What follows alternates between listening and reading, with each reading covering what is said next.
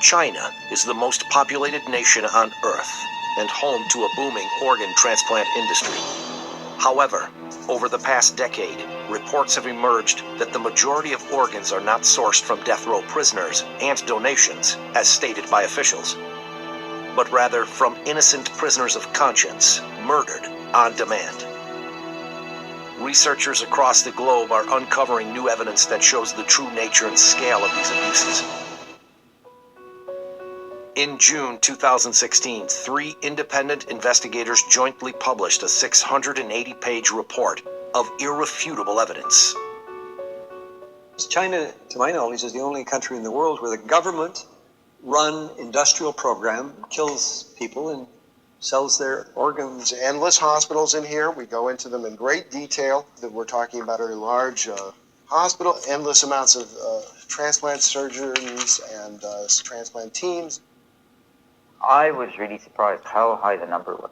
I mean, as I say, it's multiple between 6 and 10 of the official figure. Hearings were held by the U.S. Congress, the British Parliament, the European Parliament, and the Canadian Parliament. The U.S. House of Representatives unanimously passed a resolution condemning the systematic state-sanctioned organ harvesting from non-consenting prisoners of conscience. China's killing for organs is making a major appearance across media outlets all over the world.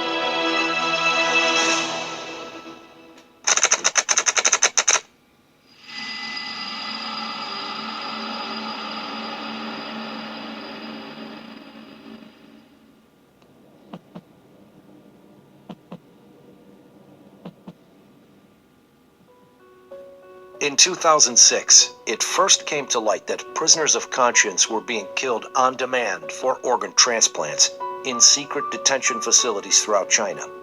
The first 2 researchers to investigate were David Kilgore, former Canadian Secretary of State for Asia Pacific, and David Matus, an international human rights lawyer. When we started in 2006, I didn't know where the trials would lead or what the conclusion would be. The initial surprise and disappointment was that this was true, that it was happening throughout China, and it was happening from 2001 to the date of our report. Kilgore and Matus released their first report in July 2006 and later published the book Bloody Harvest.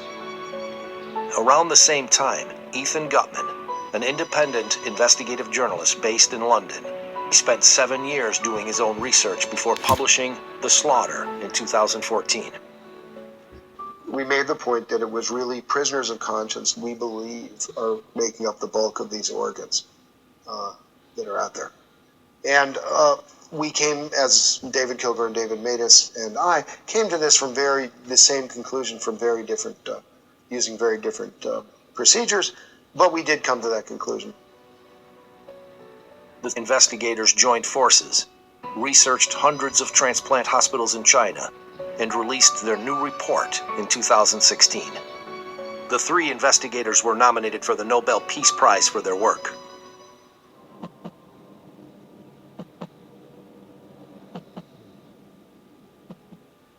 Discovering exactly how large the transplant industry is in China and how many victims there have been is difficult.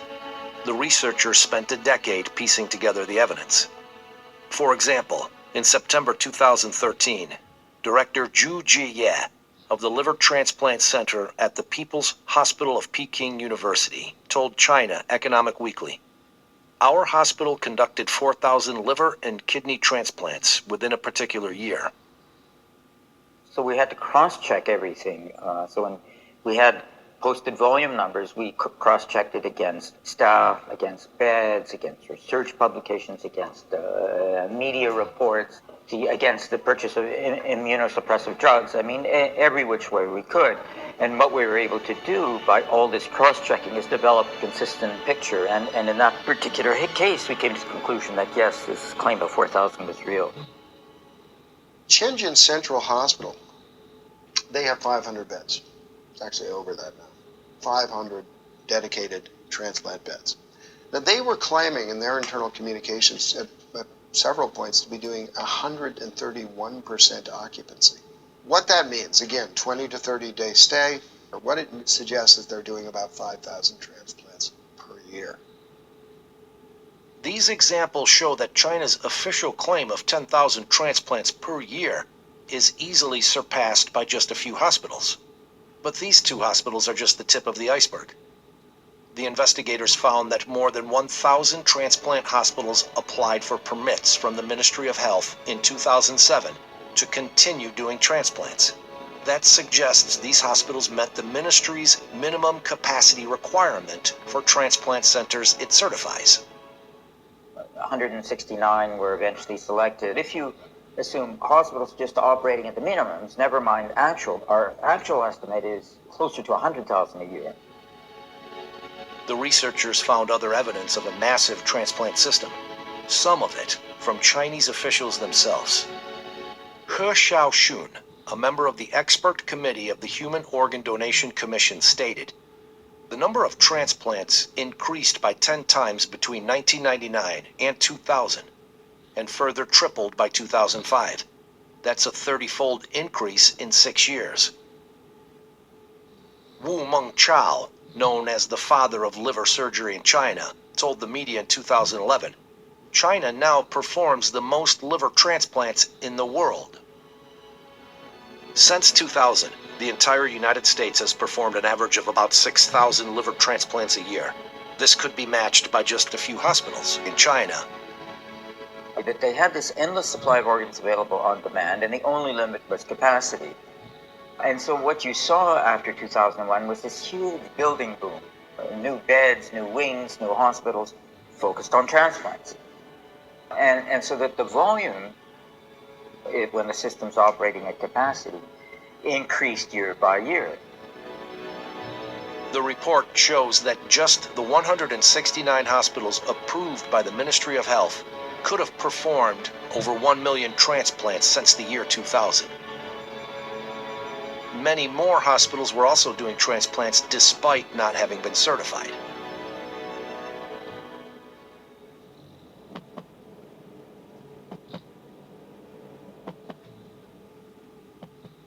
Organ transplantation has been continuously incorporated into the National 5-Year Plan and has become a high priority in China's national strategy. A large number of organ transplant research and training projects are funded under the major national programs and funds. The investigators found that China International Transplantation Network Assistance Center, CITNAC, listed transplant prices for foreigners on its archived website. It was bringing in about $9 or $10 billion a year. This industrial transplant operation going on across China now. It's a lot of money. A lot of hospitals are financing a lot of their activities through that.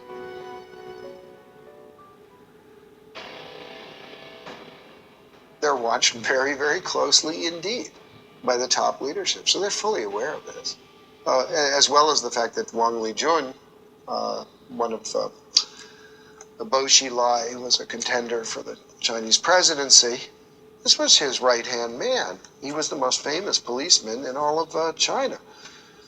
Here he is directing organ trafficking. I mean, he had a center which did this. He was given an award for doing this, and specifically for coming up with a new lethal injection method. He did thousands of transplants by his own admission in the award ceremony. He talks about that. CITNAC website stated, "We need to give all of the thanks to the government for the support extended for our completing such a large number of organ transplants every year. This is a one-of-a-kind in the world."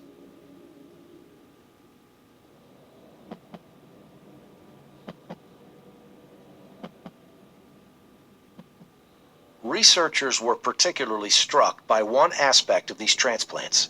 Unlike anywhere else in the world, they were being done on demand. In countries with advanced organ donation and allocation systems, patients must usually wait years for a donor to become available. Yet in China, waiting times are commonly in weeks. The 2006 Liver Transplant Registry report showed that 27% of samples were emergency transplants. That means they found a new liver within days or even hours.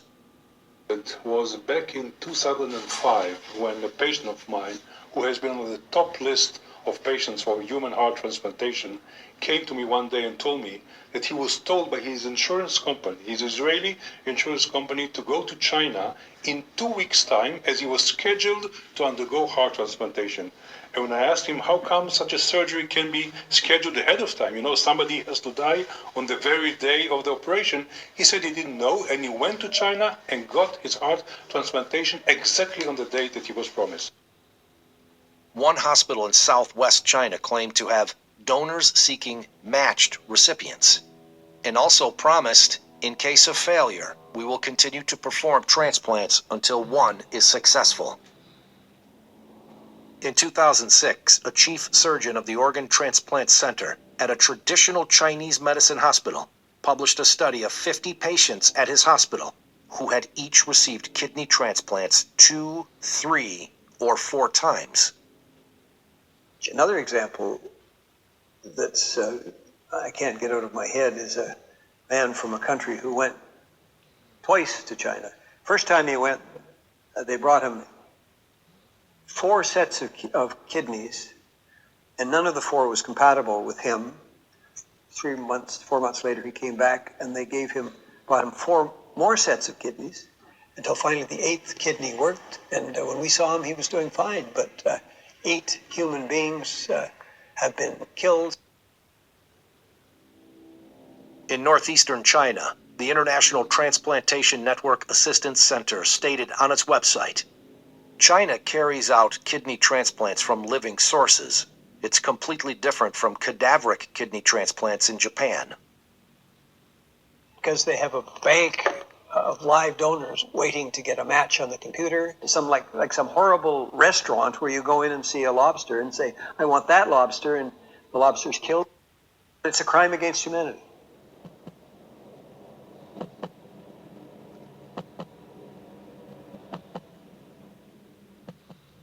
The Chinese government claimed that the vast majority of organs came from death row prisoners, and later, donations. However, international organizations estimate that the number of death row executions at 1,000 each year since 2000, and decreasing. Chinese tradition requires that bodies remain whole after death. There was no organ donation system in China before 2010. Even today, there are very few donations. Therefore, these two sources combined account for only a tiny fraction of all transplants performed in China. China started performing transplants with organs harvested from executed prisoners at a small scale in the 70s. In the years that follow, it also started using organs from prisoners of conscience. In 1999, the crackdown of Falun Gong starts. That is the largest action of scale by the Chinese Communist Party since the Cultural Revolution. And by 2000, 2001, that's when you have this explosion of transplant activity. We see continuity in the numbers over time. Falun Gong is as I call it, it's kind of a Buddhist revival group. It doesn't have churches and so forth, it doesn't have temples. What it has is sort of common beliefs. These shared beliefs revolve around self-improvement based on the values of truthfulness, compassion, and tolerance.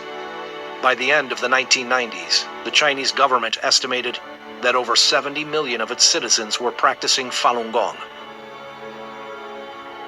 Jiang Zemin, the head of the Communist Party at the time, saw Falun Gong's popularity and revival of traditional values as a threat to his rule, and launched a violent campaign to eradicate it in July 1999. Hundreds of thousands of Falun Gong practitioners from all over China traveled to Beijing to appeal to the central government, only to be arrested and tortured. When many refused to disclose their identities to protect their families and friends, they became part of a large, anonymous population held captive by the state. More practitioners were rounded up all across China. This is when large numbers of them started disappearing without a trace.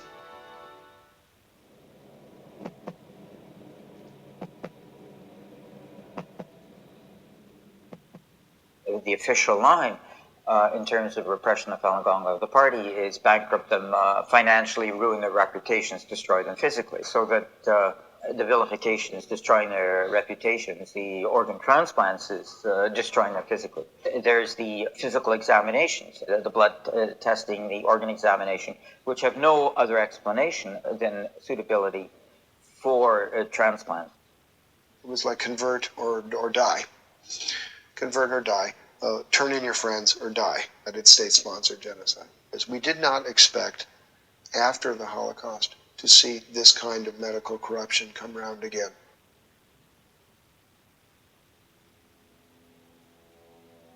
How can doctors, people trained to heal, harvest organs from living people for transplants? Educated and raised in China, Enver Tohti is an ethnic Uyghur surgeon, currently living in London. He was told to extract the organs from a living prisoner in 1995. They made you disabled to think yourself.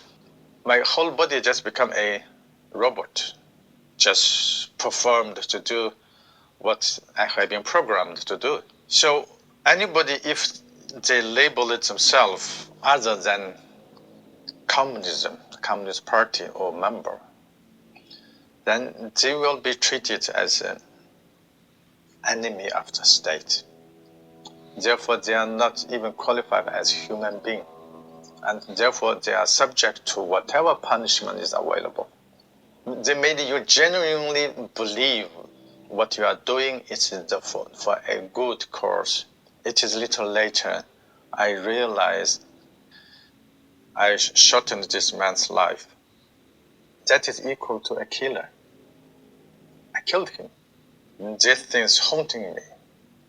I have to tell the world to release the things inside my heart to get a little relief.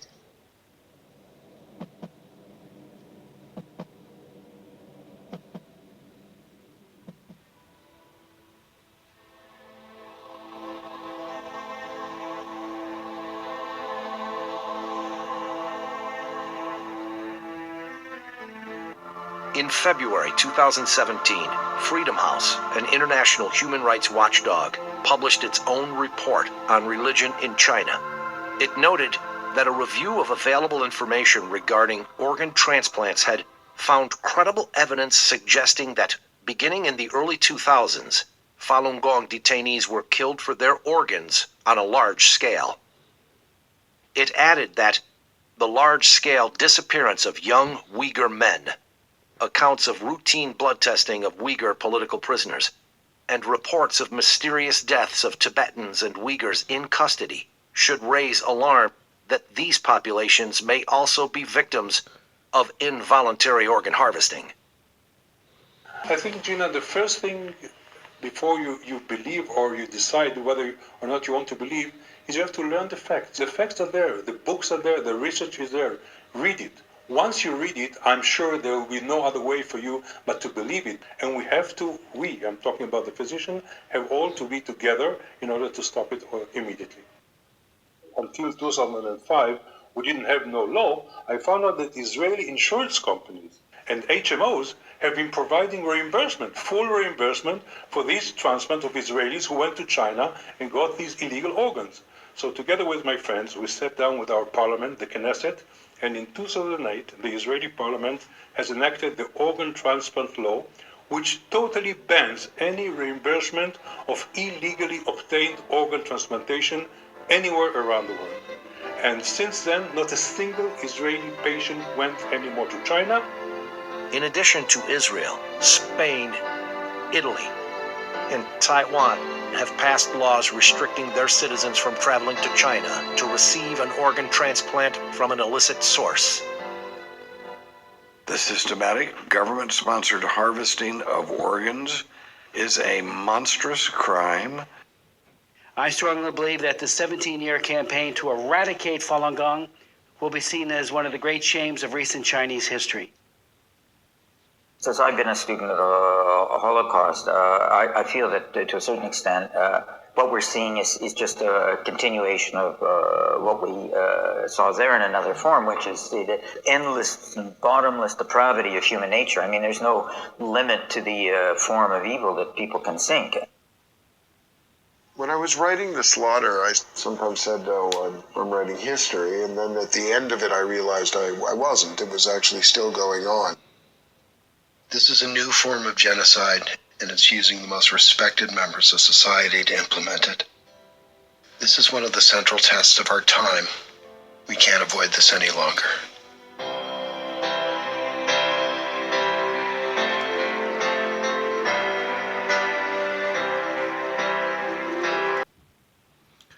I hope you watch all the way through. Just remember, they don't have a Second Amendment. They don't have a way to fight back against the government. We do. And they want China to be the example of the world, the Great Reset, the New World Order. Don't be confused about Joe Biden and the Democrat Party. They with them. They are with them. So just remember, we have a Second Amendment.